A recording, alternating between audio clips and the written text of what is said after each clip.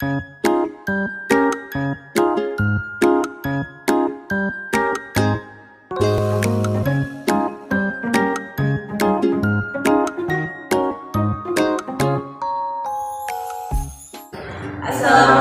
warahmatullahi wabarakatuh.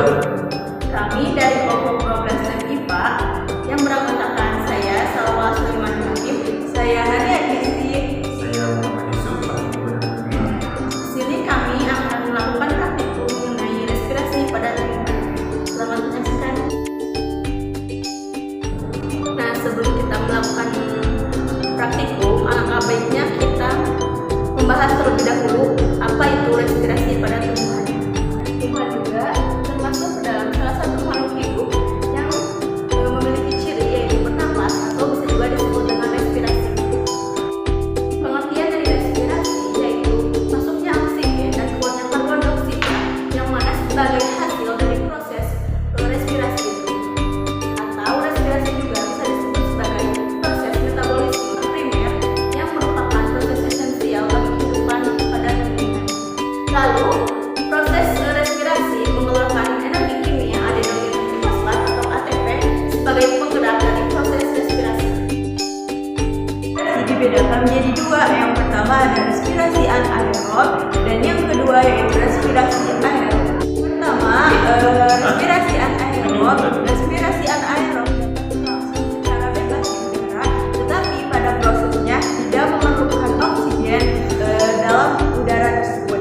Dan yang kedua adalah respirasi aerob. Respirasi aerob memerlukan oksigen untuk menghasilkan energi. Faktor-faktor yang mempengaruhi proses respirasi pada tumbuhan, yang pertama ketersediaan substrat, yang kedua ketersediaan oksigen, yang ketiga ketersediaan suhu, yang keempat tipe dan umur tumbuhan.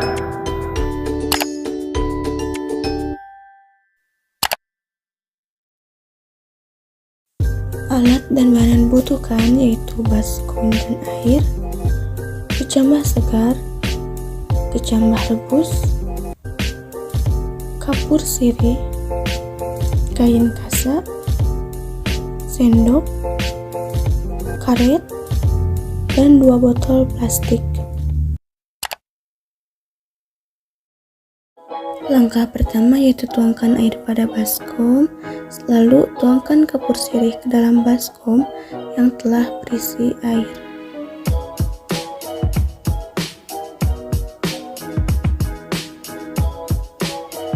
Lalu aduk kurang lebih 5 menit.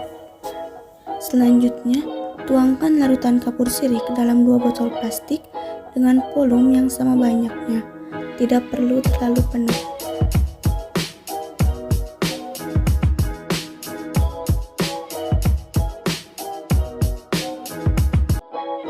Langkah selanjutnya, bungkus kecambah segar dengan kain kasa atau kain lap, lalu ikat menggunakan tali atau karet.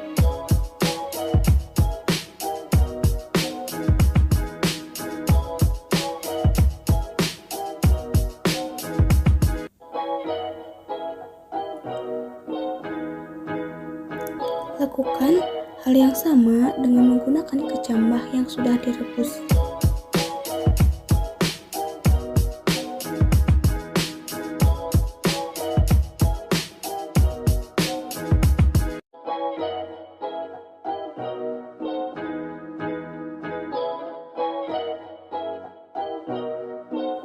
Masukkan kain yang berisi kecambah ke dalam masing-masing botol.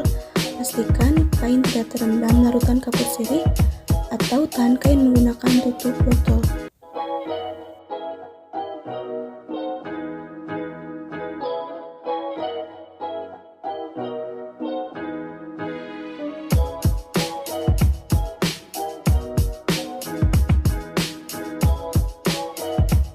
Langkah terakhir yaitu diamkan kedua botol semalaman.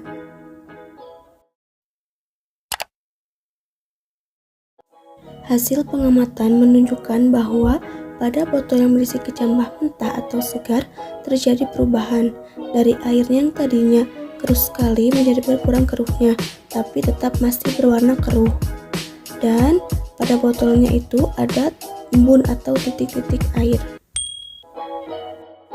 Sedangkan pada botol yang berisi kecambah yang sudah direbus, terjadi perubahan yang tadinya air larutannya keruh sekali menjadi lebih bening warnanya dibandingkan dari botol yang berisi kecambah segar. Dan pada botol ini tidak terdapat embun atau titik-titik air seperti pada botol yang berisi kecambah segar.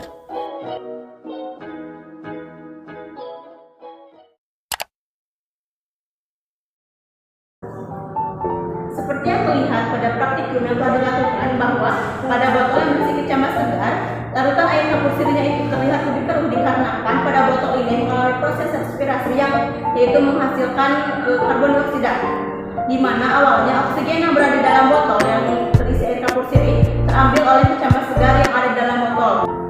Lalu setelah mengikat oksigen yang berada di dalam botol, kecambah segar menghasilkan karbon dioksida atau CO2 sehingga larutan air kapur sirih terlihat lebih keruh.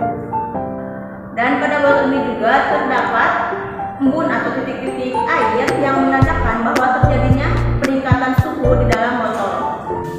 Sedangkan pada botol yang berisi kecambah yang sudah direbus, larutan air kapur sirihnya terlihat lebih bening dan tidak adanya titik-titik air atau embun dikarenakan pada botol ini tidak mengalami proses respirasi. Pada praktikum ini dapat ditarik kesimpulan bahwa yang pertama, pada proses respirasi mengikat oksigen yang berada dalam botol dan menghasilkan karbon dioksida dan juga embun. Dan yang kedua, pada praktikum respirasi di tumbuhan, kecambah ini membuktikan bahwa tumbuhan mengalami respirasi yang dipengaruhi oleh faktor suhu. Mungkin sekian praktikum yang dapat kami lakukan.